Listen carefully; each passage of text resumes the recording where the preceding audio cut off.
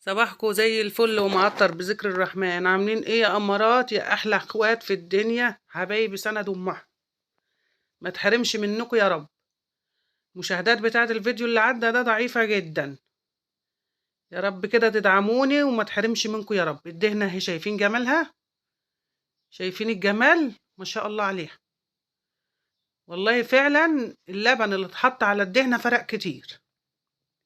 انا ما كنتش متوقعة كده، بس فرق كتير. معاكي ايه يا ام احمد؟ هتشوفوا معايا ايه. معايا هنا علبة سمنة، علبة سمنة نباتي، ماشي. هنفضيها في الحلة، ومعايا ظرف تاني اللي كان جاي معايا في التموين، اللي كان حاضر معايا فيديو التموين اكيد شافه يعني. وايه رأيكم بقى في الفرع النور؟ قولوا لي ايه رأيكم بقى كده. انا بجيب حاجة اللي بقدر عليه كده بجيبه واحطه في المطبخ كده عشان تبقى الحاجة حلوة وتعجبكم يا رب. هنا معايا السمنة، انا هفضيها في الحلة. هتعملي ايه يا ام احمد؟ هنحول السمنة ديت لبلدي. ازاي بقى؟ هنشوف مع بعض. طبعا مش جديدة عندي، اليوتيوب كله شغال عليها. قلت هجربها زيهم بصراحة، لكن بصراحة فرقت جامد. غطت على ريحة السمنة النباتي دي خالص، خلاص لغتها أساسا. شايفين ما شاء الله؟ أنا فضيتها في الحل. هنزل كمان معايا بظرف اهوت، هفتحه وهنزل كمان عليه.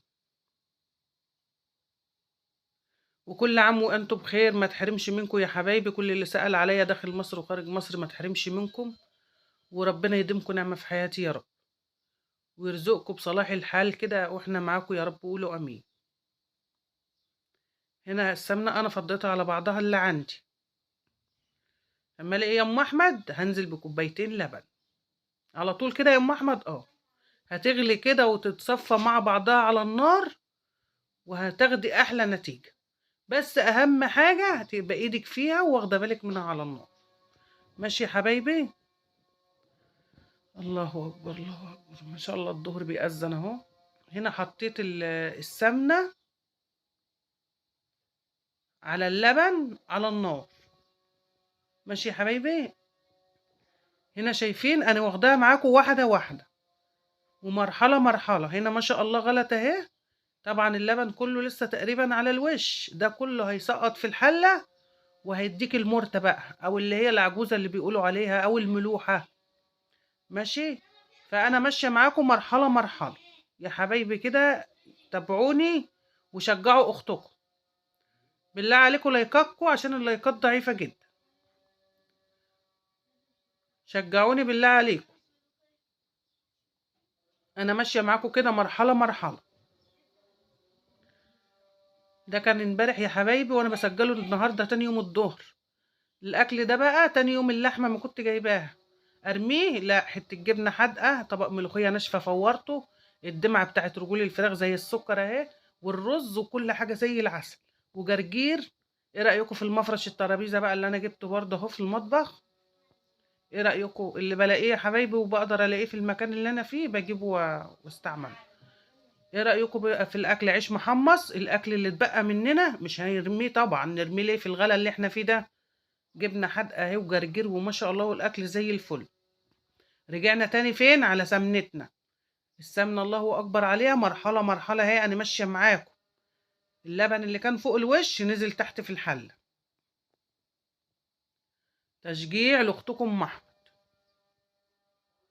انا طالبه دعمكم وتشجيعكم كده لاختكم، وما تبخلوش عليا باللايكاتكم الحلوه. ما تحرمش منكم يا رب. شايفين كده ما شاء الله الله اكبر؟ كده بصفيها معاكم اهي. ما شاء الله النتيجة بتاعتها مبهرة والله العظيم، تحفة. يعني خلاص انا خلاص من هنا ورايح، انا لو جبت سمنة هعملها بنفس الطريقة، ما شاء الله عليها، شايفين مرتة تحت؟ والله ولا كأنها مرتة السمنة البلدي، حاجة في منتهى الجمال أهي. جربوها مش هتندموا. وكل عام وانتم بخير، ما تحرمش منكم يا رب ولا من دعمكم لأختكم أم أحمد. بشكركم جميعا. نتقابل